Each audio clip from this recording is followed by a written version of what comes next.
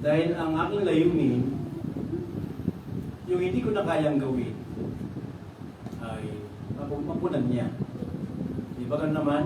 Ang isang magulang, di ba, kung may trabaho, isa ng una nating idea, option, ay kumuha ng mga kasama sa bahay para mag-alaga at tumingin sa ating mga anak, sa ating pamilya. So may tiwala tayo kasi kinuha natin siya. Minsan kinukuha yun by qualification, minsan naman dahil sa tiwala. Kahit hindi siya qualified, pa may tiwala ka, pwede na, di ba? Ganun naman tayo. Kaya lang, pwede pa lang mangyari na yung kinuha mo, na pinagkatiwalaan mo mag-aalaga ng pamilya mo, ay darating ang panahon, yung anak mo, yung pamilya mo, ay papalayasin ka sa bahay niyo.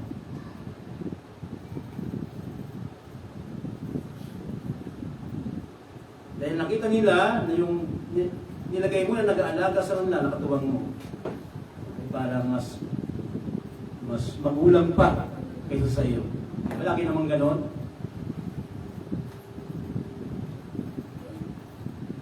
Ay, meron na pong idea kung ano yung pangalan ko ngayon. Wala pa. Parenting. Sa mga pastor na nanonood, hindi nyo na ako ngayon. Introduction pa lang.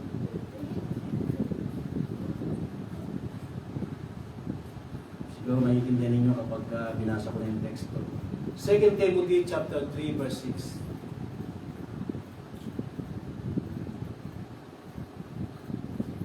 Ako may na ba yung aming ampon? Meron mo aming ampon.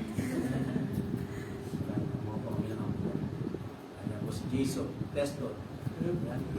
Alam mo ibig sabihin ng pangalan ng pinili niyan, Teston? Subok na yan, test. Subok na yan. Kaya ano yan? Test on. O, test on. Ay mga gawin, masteran ka, kailangan mga tayo sumunod, makinig. 2 Timothy chapter 3 verse 6. Tagalog na natin masahin.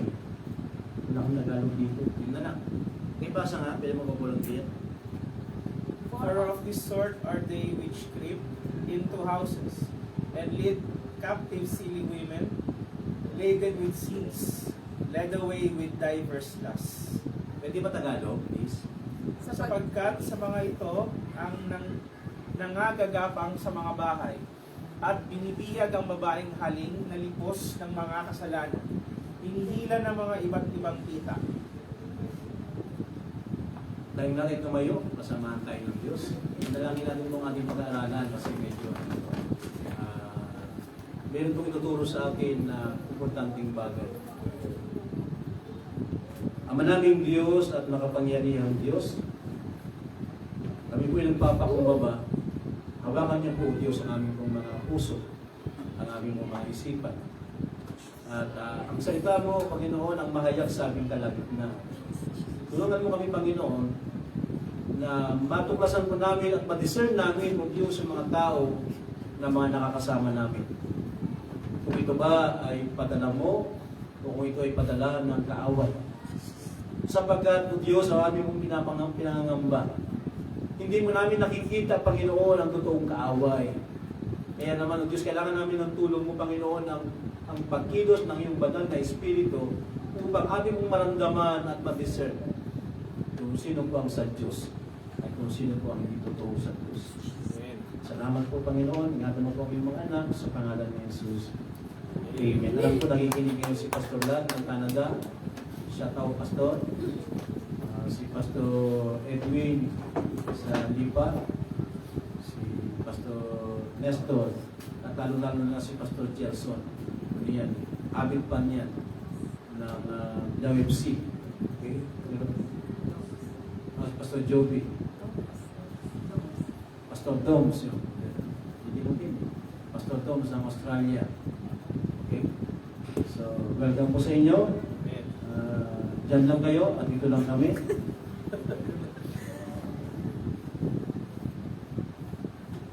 Nang isulat ni Apostol Pablo ang Timothy,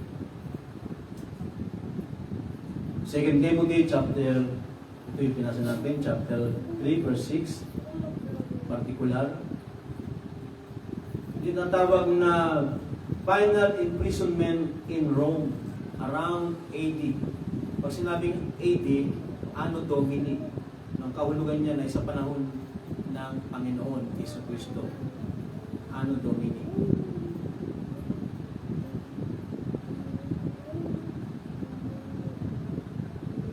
Dito ay nakabilanggo siya ng panahon ito, nang isulat niya ito.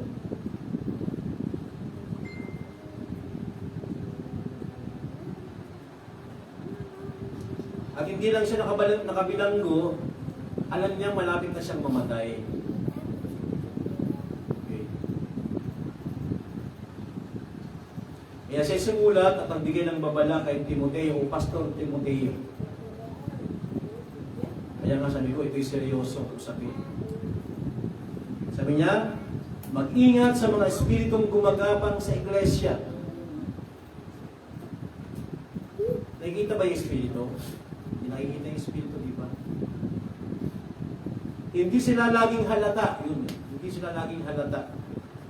Ngunit unti-unting sumisira. Kaya nais ko pong mangaral sa paksang, beware of the spirit that secretly enters the church. Huwag yung sabihin, hindi ko kayo binigyan ng babala. Bago man lang ako mamatay, ay bigyan ko kayo ng babala. Na nangyayari talaga yan. Hindi mo akalain na yung kasama mo, akala mo totoong may caring sa'yo. Pero, pag nakaharap ka, maganda. Ang hindi sa'yo, abutenga. Pero pag nakatalikod ka, meron palang mga kabalikan ng konti. Patay ka sa akin. Na ganun, di ba? Eh, napansin nyo yung ano kanina, yung aking introduction.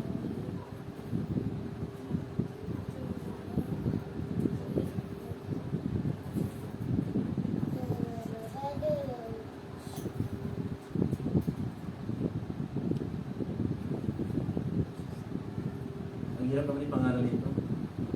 Kaya ng puso ko. Sinasaktan kasi ako.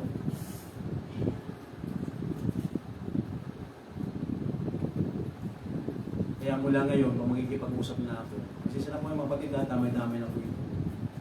Pag humingi ka siya ng payo at pagkikipag-usap umiting, papakumpis ka po muna yung cellphone ninyo. Pwede ba yung mga batid? Kasi po, nung last na may pumausap sa akin ng yung biktima ako, nire-record ako habang nagsasalita ako. Kaya nanguhuli ng mga anak ko. Dapat sinasabi ito eh. Pero ito yung totoo. Kami yung pastor, nasaktan ko. Durog na durog ang puso. Hindi ko akalain na yung mga tao na pinagkakatiwalaan ko gagawin sa akin. Dami ako ibang nais dito. Hindi mo na ako dito naghanap ng kaaway. Sa lugar na pinanggalingan ko, madali lang maghanap ng kaaway ko. Dito ang purpose ko, mangaral ng salita ng Diyos. Mag-disciple, kasi yung disciple, pag gusto niya maging pastor, susuportahan ko siya para magkaroon siya ng simbahan. Kapatid, kaya ako ganito bilang tatay. Kasi, tanong ko sa sarili ko, nagkamali ba ako ng desisyon na kumuha ng mag-aalaga sa bahay ko? Kahit na hindi qualified, dahil may tiwala lang ako.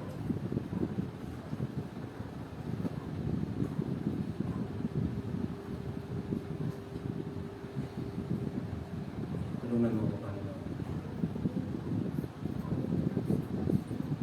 Hindi pala pag ganito yung mga sermon. Hindi pwede kasing iwasan to eh, kailangan itong ituro. Kasi ang simbahan, pag pinabayaan mo, na mayroong mga sikreto,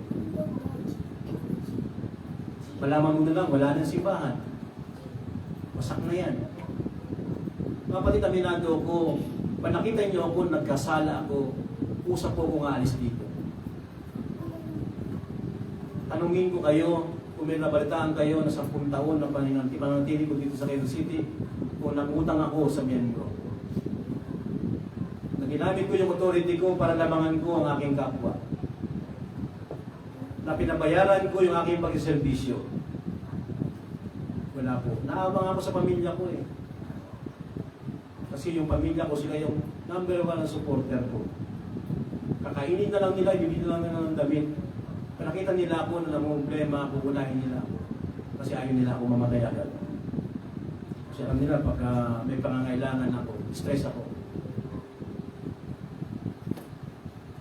Kaya na hindi ko matanggap.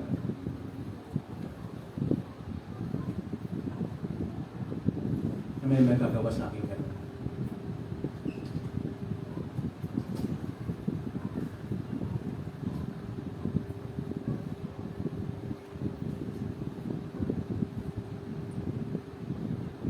Diyan pa ba kayo? Hindi na, nandito kayo. Pinili ko ito ngayon kasi bagyo eh. Alam ko, ilan lang ang dadalo. Ibig sabihin, gusto ng Diyos na malaman ninyo ang kalagayan ng Diyos. Ang kalagayan ng Diyos, gusto ko po mag-report. Ang pangarap po sa Diyos na ito, sumulong tayo. Magkaroon tayo ng mga daughter churches, mga pastor. Ang problema ko, 1 hanggang 9 years, magti-10 years na, wala tayong pera. Walang supporter po ang Diyos na ito. Wala pong supporter ang Diyos na ito. Iniwan na ako ng mga board member para sumuporta ng Diyos na ito.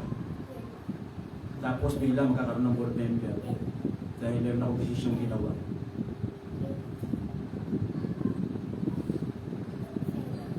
Ginamitan ko siya, siguro kalooban ng Diyos na maging manager ako. Dati bago ako ng pastor. Pinadaan niya ako sa ganun. Kung paano ka kumilos, paano mo mapalago ang isang bagay, kung palpak yung plan A, gawin mo, meron kang plan B, meron kang plan C. So walang pera, ibig bang sabihin doon, hindi tayo susulong. So, naglansang po tayo ng 5 daughter churches, wala po tayong pera, hindi na suppose. Bakit? Mga kaibigan ko po yung mga yan. Mga pakatiwalaan ko yung mga yan. No? Ang ginawa natin, nagturo tayo, every Monday, nagtuturo kami. Kasama ko si Pastor Lad ng Canada. Nagtuturo kami. Ang tawag nga dyan, masteral na yan, ginagawa namin. Para pagka sila ay nagpapastor na doon, alam na nila yung kanilang gagawin. Kaya nilang magturo, alam nila yung sinasabi nila. Ganoon ang ginawa natin, na hindi involve ang pera. So kapatid, naglansaw tayo ng 5. May bonus tayong isa na natili dito. Naglansaw tayo si Akimay bilang assistant pastor. Ako, masaya ako noon, panahon na yon. Nung linggo ng gabi, masaya ako noon. Sayang, hindi nakita ni Sister Emily yung nangyari ng gabi. Sayang, ganda sana noon. Hindi ako dito kanyang brother. Ganda. Tuwa ako noon, natulog ako noon, masaya ako. Pag-gising ko kinabukasan, mayroong bumulaga sa aking problema. Bakit na yung problema? Anong problema doon? Ayaw natin lumago. Sino ba ang espiritu na ayaw lumago ang simbahan? Sige, bigyan ko po kayo ng idea. Sinong espiritu yun? Kaninong espiritu yun? Naparito ang magnanakaw upang sumira, magwasak at pumatay. Pero naparito si Jesus para magkaroon ka ng buhay na ganap at kasiyasiyan. Amen. Kaya, introduction pa lang yata ako .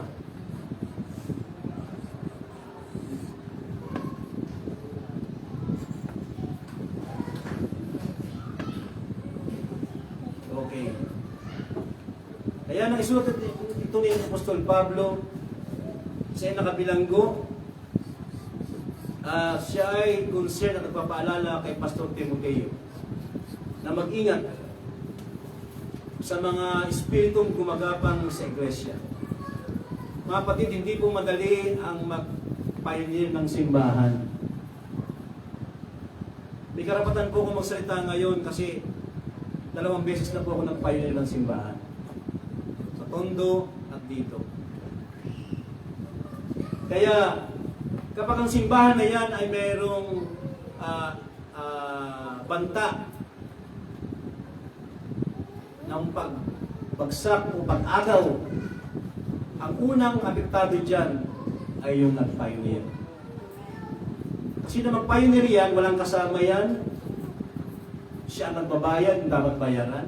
Sariling pera niya yan. Kasama pamilya niya, nagpa-pioneer. Hindi nga, mahal ako ng pamilya ko eh. Susuportan nila yung gusto ko.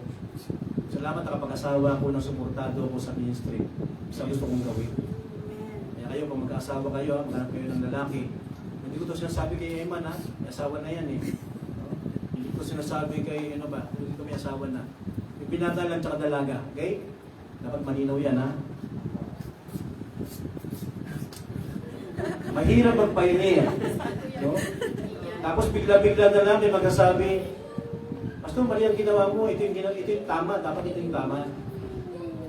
Masakit yun, maramdaman mo. Yung ginawa mong, yung pinagkatiwalaan mo. Mas gusto na nila makasama kasi sa'yo. Kapatid,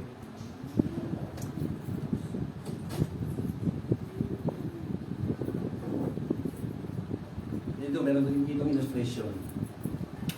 Imagine a small snake that quietly enters a house through a tiny hole.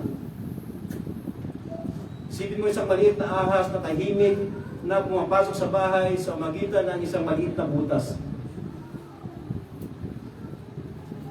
Hindi ito agad nangangagat. Nakita na ako nito eh.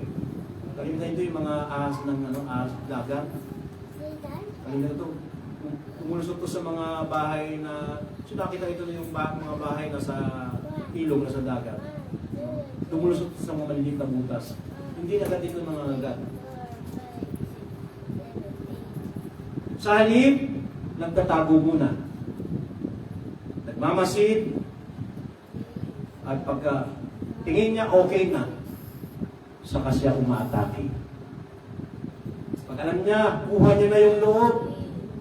Pag alam niya na nasa katayuan na pwede niya nang gawin yung dapat niyang gawin, yung kanyang purpose, saka niya na-atake.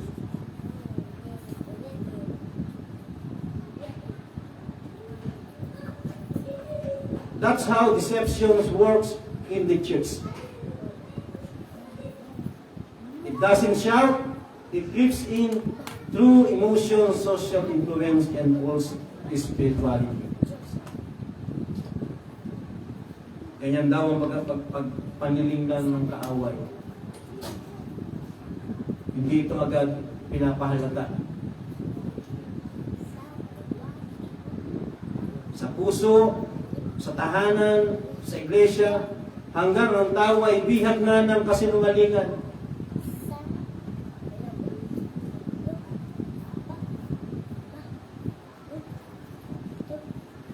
Aminado naman ako mga kapatid, na hindi ko na po kayang gawin yung dati kong kayang gawin sa tondo noon. Na pinapaloob ko ang mga membro. Umiikot ako. Bago mag-service, umiikot ako. Kaya nga, meron akong karanasan, panahon ni Marimar. Anong taon yun? 1990. Wala lang. Panahon hindi pa pinahanap ako sa naging panahon.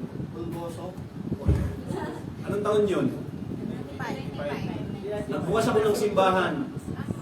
Wednesday yun, nagbukas ako ng simbahan. Wednesday o Friday? Kasi meron pa akong Wednesday na meron pa akong Friday. Alas 7 na, quarter to 7 na, wala pang tao. Usually kasi, bago mag alas 7, may tao na. Kasi sinanay ko sila, may prayer bago ang service. 7 na, wala pang tao. Ginawa ko, pinarado ko muna yung simbahan, tapos pumikot ako sa mga member. Ano natuklasan ko? Alas 7, lulod ng marimar yung mga member. Hindi ko na binulaga na, uy, ano ginagawa lang din? Kasi ako ganun. Pinabayaan ko. Pero masakit sa akin. Umuwi ako ng bahay. Ito, nakabuha ko doon ng outline. Laban kay Marimar. Lala ko yun. Mahirap magpahingin mga kapatid. Mas lalong mahirap pag hindi ka sinusuportahan ng mga miyembro. Dati kaya kong gawin yon. I-follow up kayo, kamustahin kayo. Mapatid naman, makadurog naman ang puso ngayon sa panahon natin ngayon. Kita niyo may kalagayan ko. Hindi naman ako nagpakabuhan sa inyo para pumunta rito content Lord. Hindi naman ako hanapan, ipapalaw ko ba kayo? Pati maawa naman kayo sa akin. Tawag dito, atulan ako ng Diyos kung nagkulang ako dun sa inyo. Hindi ko na kayo kayang follow up.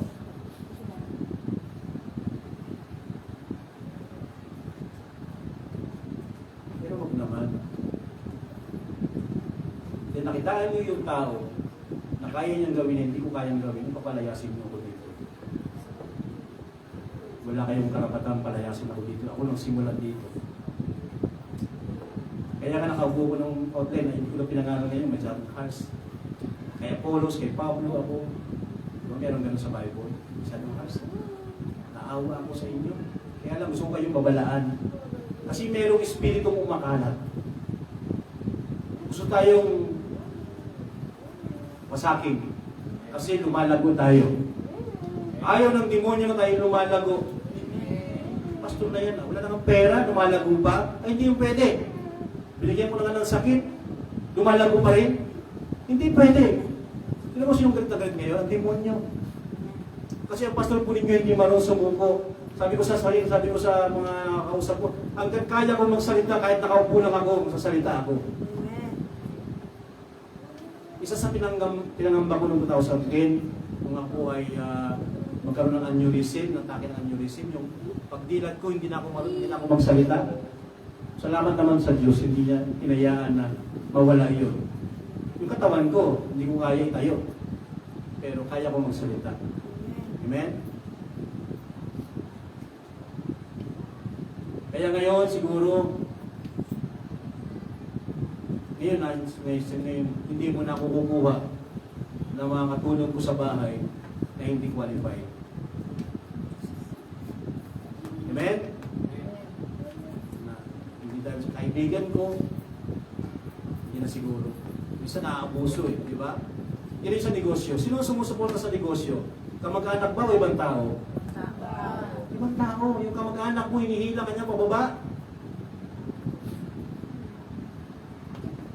At ngayon napansin ko, natutunan ko sa Quezon City, dapat bilang pastor, tapos na ako mag-pioneer. Professionalism na po tayo ngayon mga kapatid. Wala na masyadong malapit. Na kapag hindi ka tabi natin sa birthday, katambo ka. Wala nang gano'n, pag hindi nalagay sa post yung pangalan mo sa birthday, magkatambo ka, gagawa ka ng grupo. Ano kayo, hindi kayo lumalago? Mga immature, Christian, 10 taon na po tayo. Ilang taon na yung panganay mo, Brother Eman? Kasi, level pa lang. Di ba? Anong pangalan nito? Josiah tayo, Josiah.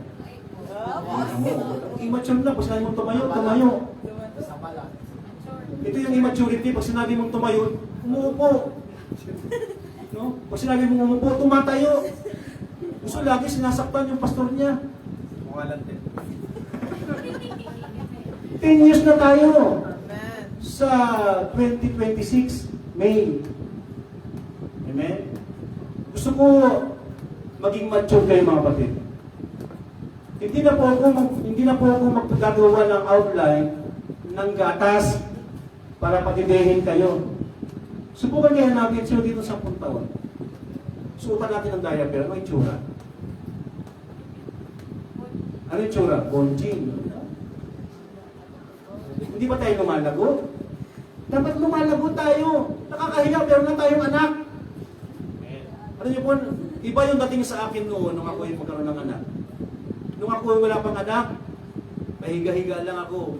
Nagtatrabaho si Mrs. sa DNR eh. Trabaho yan. Banggit pa ako. Baka naman. So, mga kain, mga kain. Pero nang lumabas si Mai, ay iba na. Lagi na ako nag-isip, ano kaya yung pakukunan ko para pambili ko ng gatas, pambili ko ng diaper, pambili ko ng sabaw ng misis ko.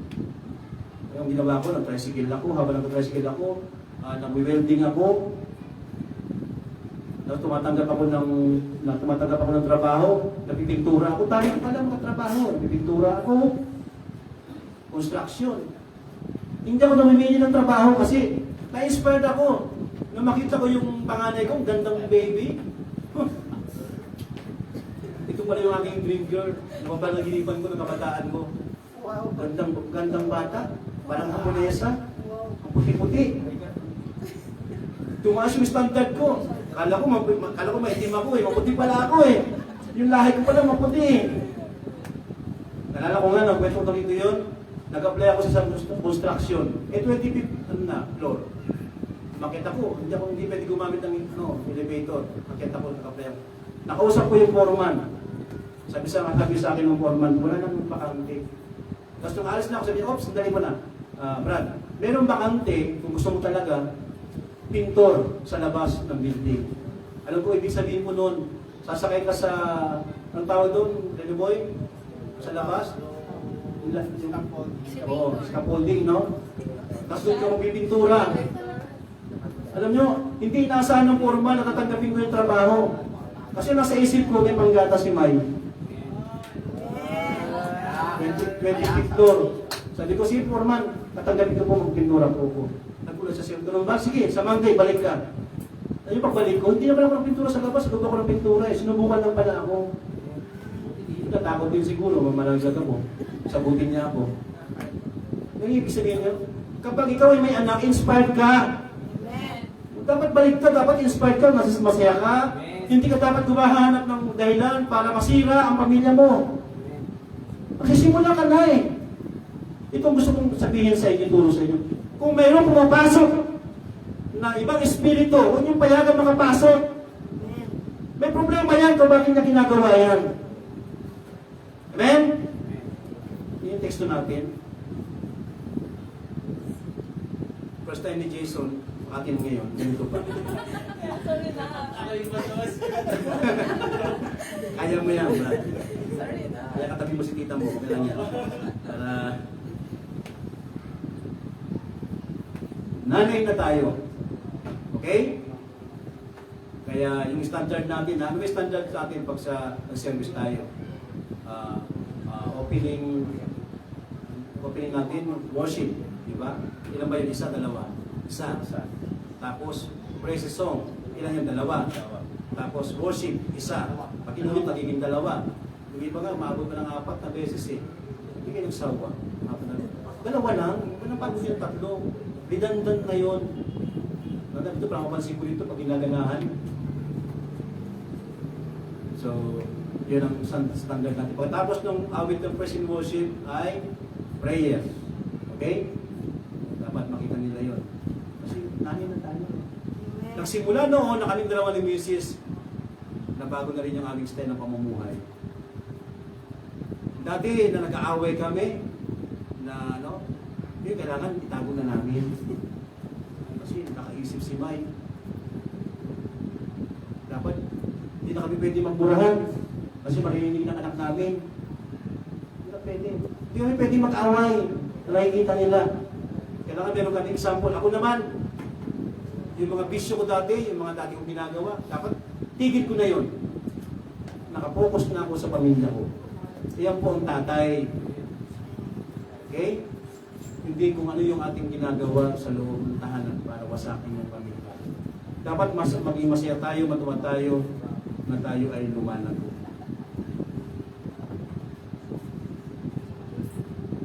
2 Timothy chapter 3 verse 6 yung ating teksto.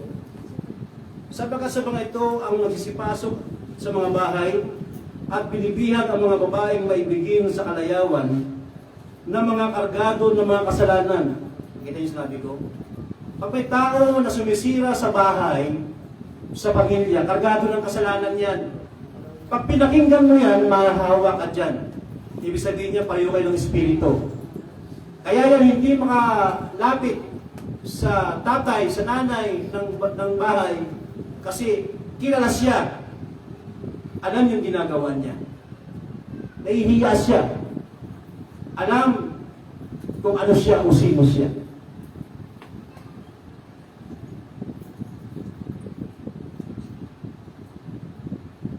At binibihag ang mga babaeng maibigin sa kalayawan. Ang tinukoy dito actually, babae din, yung espiritu na yun. Feminine. Ang kadalasan niyang dinadaya, siyempre kapwa niya, alam niya. Pasensya na po sa mga kababaihan. Hindi naman lahat.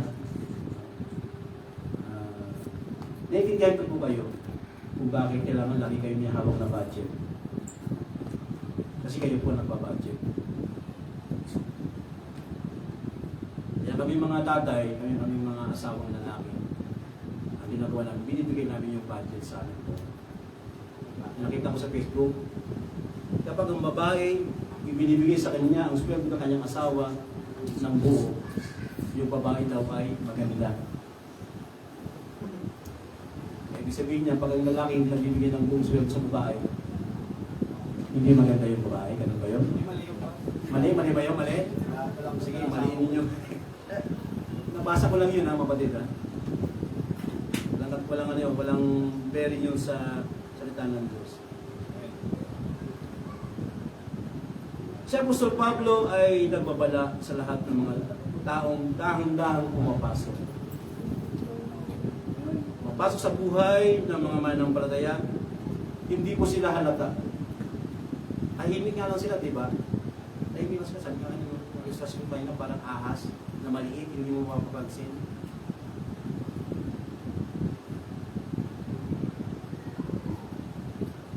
Ngunit unti-unti nilang binibihag ang mga mahihina sa pananampalataya. Ang mabibihag nila ay yung mga mahihina, yung hindi mo lagi makikita sa simbahan. Pastor, matagal na akong Kristiyano. Wala yan sa tagal. No? Kapag hindi ka laging kumakain, manghihina ka. Tandaan natin ang salita ng Diyos, yan ay pagkain spiritual.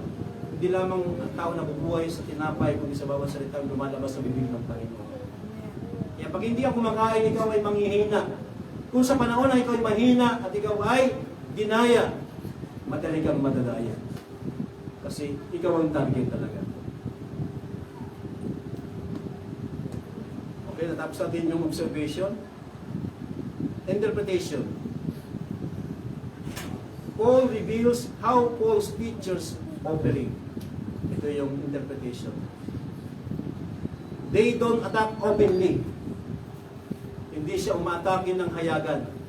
Yung nga tayo mo ngayon, di ba? Pagkaharap mo yan, nakangiti yan, parang wala lang, okay lang. Pero pa nakatalikod ay iba ang nangyayari. Mag-ingat, kapatid ha. Kaya pag kukuha kayo ng kasama sa bahay, ang may papayo ko po sa inyo, dapat qualified. Ano ba yung qualified? Tumaan sa agency. May BIR, may police clearance. Bakit? Pag gumawa ng kalokohan, kaya mong habulin yan. Kapag gumawa ka ng sabi mo, mapakatiwalaan ka mag-anak mo, pwede kang takbuhan yan. Pwede kang takbuhan yan. Kaya dapat qualified. Kaya mula ngayon, ang kukunin natin dapat qualified. Okay? Pwede ba yun? Parang ayaw ninyo. Yan ha? Malinaw yan ha, for the record ha.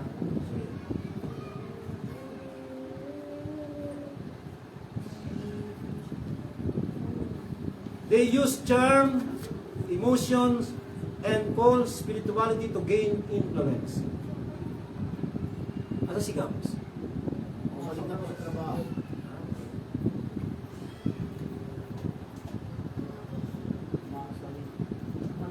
Hindi lang ito tungkol sa mga babae, mga kapatid. Wala po itong gender na pinag-usapan yung espiritu na yan. Ito ay larawan ng mga mananampalatayang madaling malindang dahil sa una, guilt. Pangalawa, loneliness. Loneliness. Pangatlo, spiritual immaturity. Sino ba yung mga malulungkot? Mga kapatid, ito nakarecord tayo. Wala pa po akong kiniking out dito sa ngayon. Kung meron ng mga taong hindi nagsisimba dito ngayon, pinili nila yon. Hindi ko alam kung bakit. Wala pa po akong kiniking out. Meron akong kiniking out dito dati, sa Bataan, na nung bumalik, tinanggap ko ulit. Ganun naman ako talaga eh. Sino man ako para hindi kita tanggapin? Kaya, wala akong kinikot na tao dito, kapatid. pinili nila na hindi na magsimba. Hindi ko alam kung bakit. Kung alam ko man, siguro yung dahilan kung bakit na magsimba kasi alam ko na kung bakit.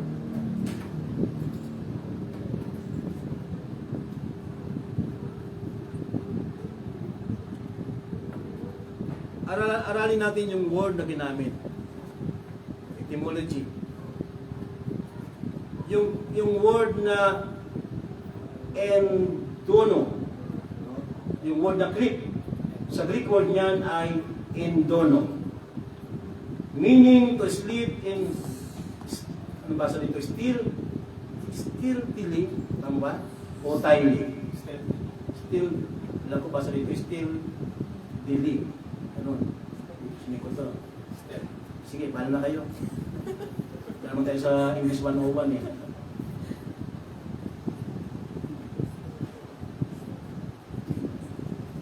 To enter unnoticed, ano malakas ah.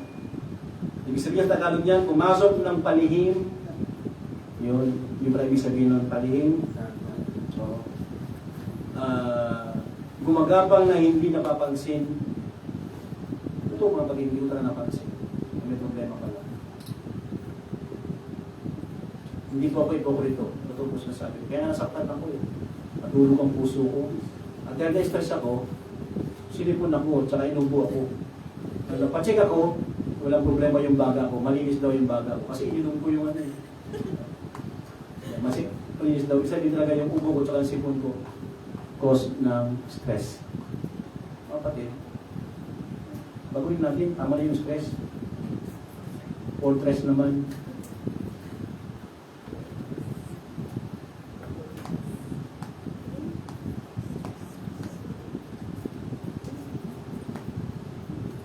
Number 2, yung word na lead captive. Sa Greek word niyan ay ekmalotitso. Yan ang basa niya. Meaning, to capture, enslave, or dominate. Bihagin o kontrolin. Ayan ang, yan ang espiritong yan na ginagamit ng kaaway. Ang purpose niyang bihagin ka. Kontrolin ka. Mali ang desisyon ni pastor. Dapat ganito gawin natin. Yan. Ha? Talaga? Tama. Sige. Nasa likod mo ako. Patay tayo dyan. Yan. Espiritu na yan.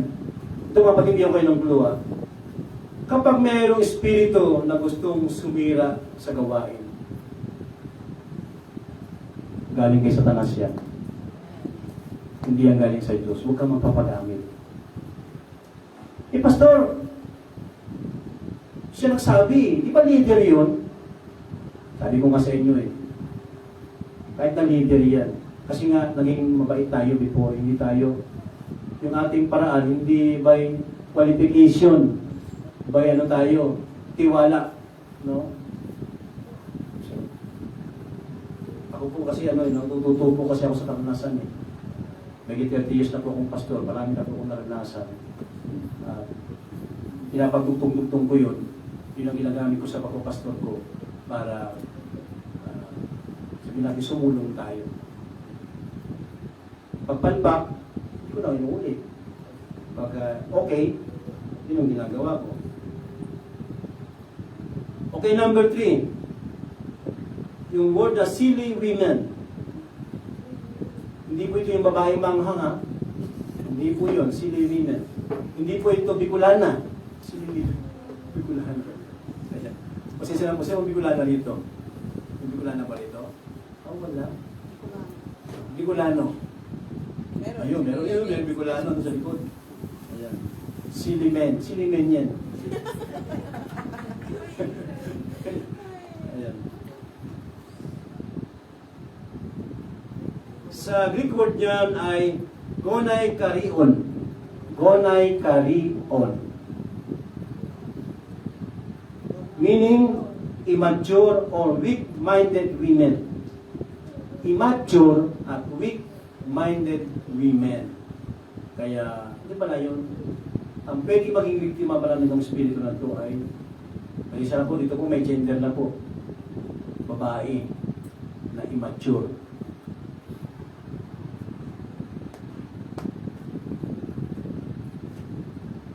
weak-minded women. Mga kababaihang madaling malinlang.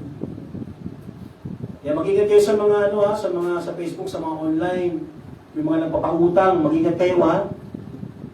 Akala ninyo, blessing yun, hindi po blessing yun. Nanggaling po ako sa marketing, meron po mga marketing strategy. ID lang, nagkaroon ka ng, ilan po kasan, meron ka ng 50,000. Yung ID lang, no? Pag lang, sino ka doon? Umala kayo sa akin. Mahirap kayo makalabas doon. Pastor, magaling naman ako magbayad. Maniwala kayo mga kapatid, pag magaling ka magbayad, lalong hindi ka pakakawalan. Marami silang paraan. Pag hindi ka makabayad, lalong hindi ka rin pakakawalan. Marami silang paraan. Kaya huwag kayo magpapasilo, kapatid, ha? Kapatid, ha? Bilang pastor ninyo, nagbababala ako sa inyo. Kasi itong spirito na to ang target niya, babae, na immature.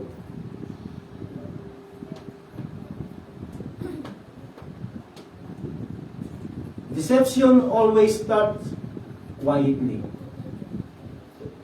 And it begins with spiritually unguarded. Okay, iwan na natin yan. Explanation. Paul's warning is not against women but against spiritual gullibility.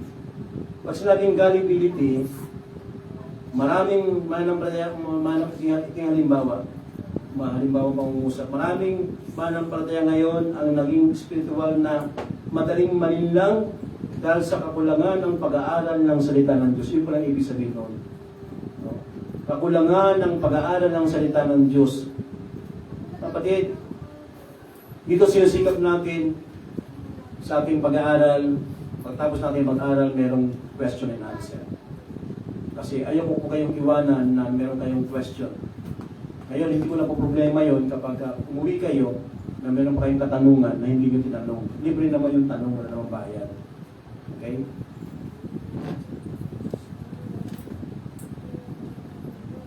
Those describes are weak-willed, burdened with guilt, emotionally unstable, perfect prey for the manipulators. Yung Tagalog niya, narito ang ilang alternatibong salin. Katulad dito, madaling bigtamahin ng mga mapagsamantala. Pangalawa, perfectong target ng mga mapaninlang na tao. Perfectong biktima para sa mga mapaninlang at tusong tao. How Paul's teachers operate. They use emotional connection. Gagamitin niya yung pagiging malapit ninyo. Sabihin natin yung word na magkaibigan kayo. Kasi lalo kayo magkasama. They promise peace but lead into bondage. Pangalawa. Pangatlo, they sound spiritual but act selfishly. Iba yung nakikita mo na sinasabi niyang spiritual. Iba naman yung ginagawa niya. Yung sasabing, kaya mga kapatid ito, salin na po ako ng ganito. Marami na akong karanasan ganito. Pastor, mahal kita. Pastor, nasa likod mo ako. Tama naman, nasa likod ko. Nasaksak ako sa likod. Tama naman pala. Hindi lang po yan isang beses nangyayari sa amin, Papa Pastor. Maraming beses na po yan.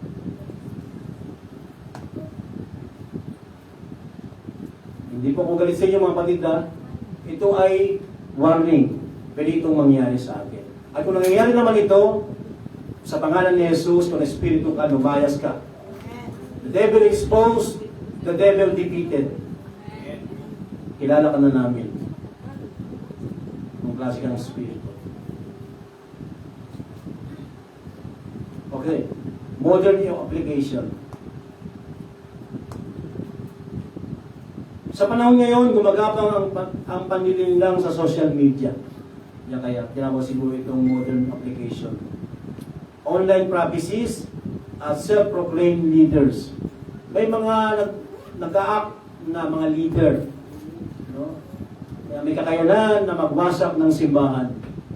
Alam niyo kung saan ako na bother nung makita ko yung chat na pwedeng mawasak ang simbahan. Oo, parang nagbabanta. Sabi ko, saan galing ito? Ano nangyari sa simbahan? Ano nangyari sa kanila? Hindi ko kaya. Siguro sa kondisyon ko ngayon. No, kaya ko naman yun. No? Niluto na nga siguro ko sa stress eh. Kaya nagulay siguro ako. Hindi ko sinisisi ang ministry mga kapatid. Kalooban ng Diyos yan, mangyari yan. Maraming nadadala sa mga tamis na salita kaysa sa katotohanan ng salita ng Diyos. Sa mga pastor din makikinig ngayon, huwag kayong basta mga paniwalain. Pastor, nasa likod mo ako, mahal kita. Subok na to, mga kapatid. Hindi natin nagsasabing mahal ka, totoo ka mahal ka.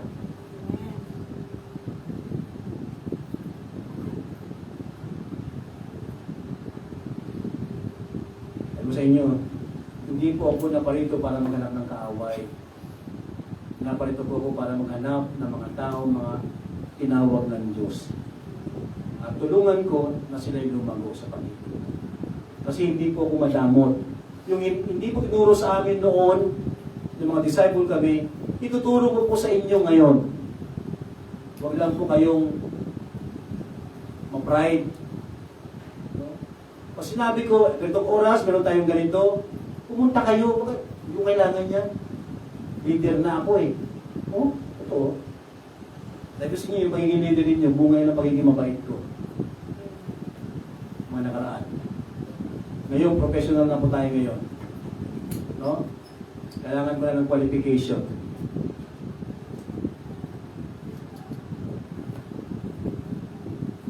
Pastor, ikaw ba qualified ka ba? Alam ko meron magtatanong sa akin ng ganyan. Kaya natin kung totoong qualified ako. Kayo na pong humusga. No? Kung kayo nyo itanong sa Diyos, tanong nyo. Sabi ko nga, kung hindi ka nauban ng Diyos na magpastor ako sa Quezon City, noong 2023, nung ako'y makomatose, hindi na ako magigising. Maglalagay na ang Diyos dito ng ibang pastor. Eh, nagising ako eh. Kaya pagtiis tayo. Ako ang pastor ninyo. Amen? Mabagsik pa akong pastor. Patingin ninyo. Nagiging ganito lang ako pag meron ako nahalatang espiritu. Ayan ang tamang pastor. Dapat pinaharap ang problema. Hindi tinatakbuhan. Hindi iniiyakan. Gusto ko naman umiyak eh. Kaya lang, baka, pastor, iyakin. Alam niyo po, ugali ko ng bata ko. Pag hindi ko kaya yung kaaway, umiyak ako. Ito yan. Umiyak ako. Kasi bakit ako umiyak? Bakit hindi ko kaya? Pero pag kaya ko, naku umiiyak. Kaya pag pumapayag yung kaaway ko, di ba, malaki. Sabi ko, pahawakin mo ko. Pag pumayag, sige mama, kahawak ako. Eh, hawak ako, hindi ako iiyak. Hawak kayo naman bakit hindi ako iiyak? Kasi merong rules sa bahay namin ng mama ko. Yung mga waray-waray. Pag umuwi ka rito, nakipag-away ka, umuwi ka rito, umiiyak, gulpi ka. Di ba? Tama po yun? Sir Emily, ganyan yung mga Bisaya eh.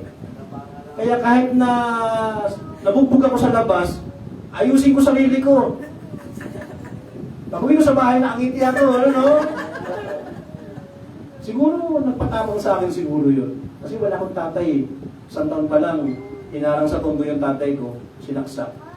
Kasi mayabang eh. Mahirap yung mayabang. Mapadali ang buhay.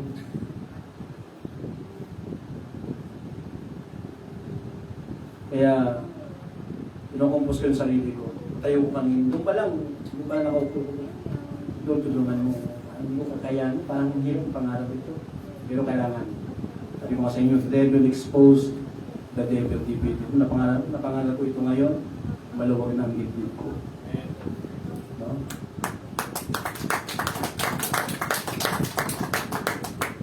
Hindi na po ako may emergency. Alam niyo sinong kinakabahan kung may emergency ako? Siya Timay. Gastusin na naman.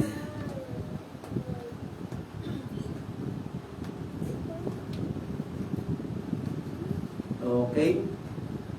Doon tayo sa correlation. Genesis chapter 3 verse 1. Now the serpent was more subtle Sabi ng basa dito, sabi, than any beast. Yan.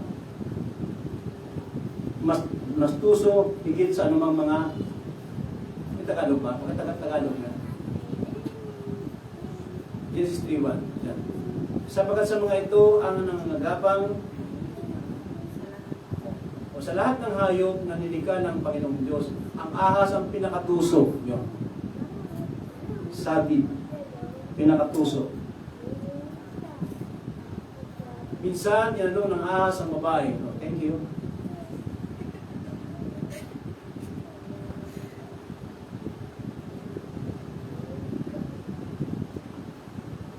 Kaya kung meron man pinakatuso sa lahat, mga batid, anong tawag sa kanya? Ahas. Sakit sa akin yan.